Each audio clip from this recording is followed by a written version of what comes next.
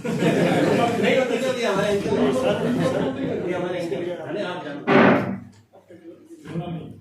ओम उत्तमावर्ती कृषि कर्मण सर्वप्रथम जग का कल्याण करने वाली मां भगवती दुर्गे को नमस्कार।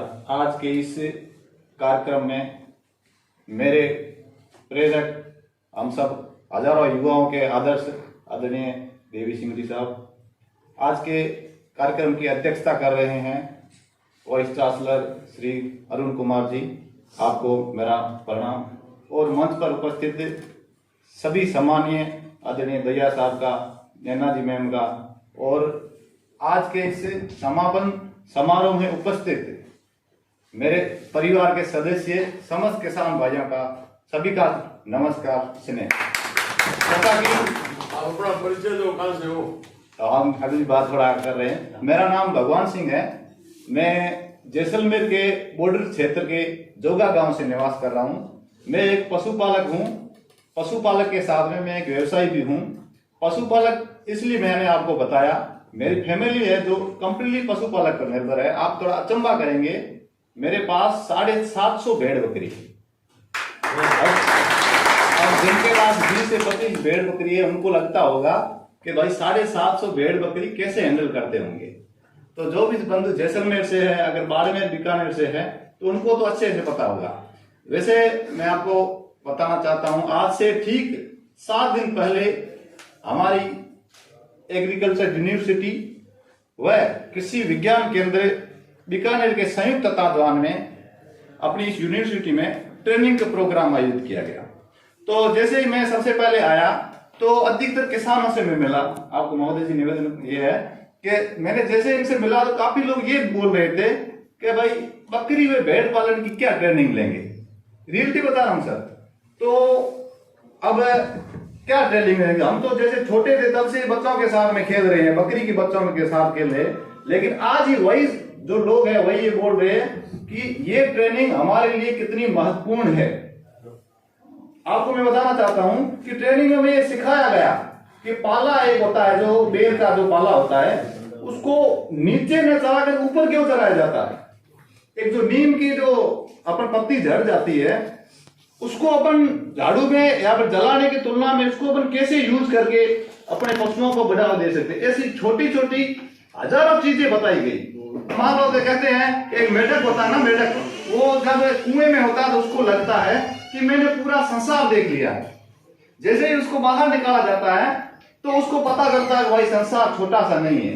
उसी तरह से हमारा भी ज्ञान बिल्कुल संकुचित था, लेकिन उन 7 दिनों की ट्रेनिंग में जैसे हमने अलग अलग वैज्ञानिकों द्वारा छोटी छोटी चीजों पर महत्वपूर्ण जानकारी देते हुए हमें अपने जीवन में उसे फॉलो करने के लिए जो प्रेरणा दी गई वो बहुत ही सराहनीय है।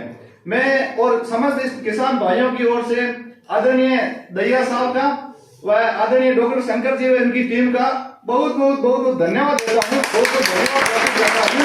इसका महत्वपूर्ण रीजन ये है, अब देखो कॉलेजें होती है, उनको कई बार प्रोग्राम कराने होते हैं तो करवा लेते होंगे, फॉर्मलिटी भी कर लेते होंगे, लेकिन मैं अपने मन से मैं इन सभी किसान भाइयों की गहराइयों से, अब साहब आप सुनिए, अपने माता पिता भी आपको नहीं पूछते होंगे बेटा तूने खाना खाया कि नहीं खाया। ये लोग सुबह जैसे पर डे हमारे ये फीडबैक लेते थे, भाई खाना कैसा रहा।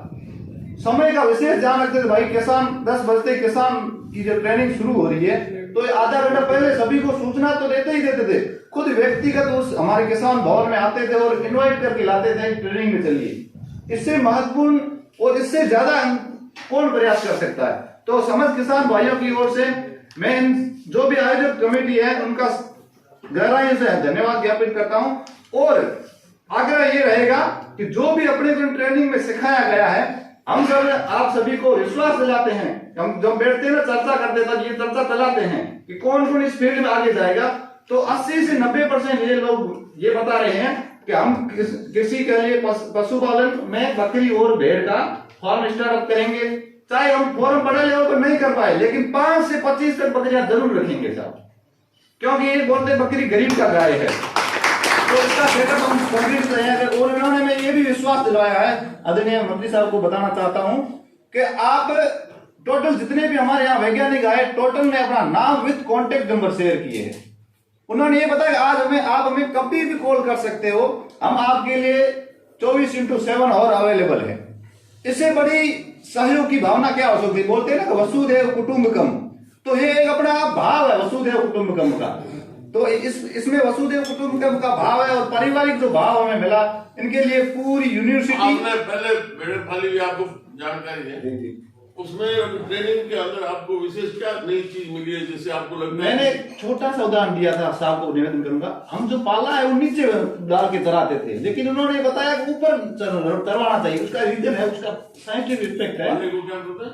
पाला को अपन कुंडे में डाल करके नीचे रखते हैं ताकि बकरी उसको नीचे खाए। अब इन्होंने ये चीज बताई, पाला वही है, बकरी भी वही है, लेकिन अंतर किसका है? ऊपर रखने का अंतर ये है कि बकरी है वो उसको चरने को शौक होता है, उसको पसंद आता है। अगर ऊपर चढ़ के खाएगी तो उसको जो आनंद महसूस होता है, लेकिन जो उसमें नीचे बैठ के खाएगी उसमें आनंद नहीं महसूस होता है। इस टाइप की हजारों चीजें इन्होंने मतलब सेटिस्फाई तरीके से समझाई है।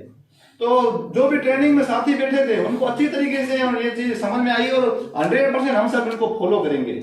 और मैं इन सभी साथियों से और आयोजन टीम से निवेदन करूंगा कि आप समय समय पर इस तरह की ट्रेनिंग अरेंज करवाते रहे। जैसे मैं अकेला लाभ ले रहा हूं आज जैसलमेर से, मैं आपको बताऊं कि जैसलमेर में बकरियां सब चराते हैं, लेकिन वैज्ञानिक तरीके से जैसलमेर में या अन्य क्षेत्रों में बकरियां या फिर भेड़ कैसे चराई जाए वो इनसे सीखा है।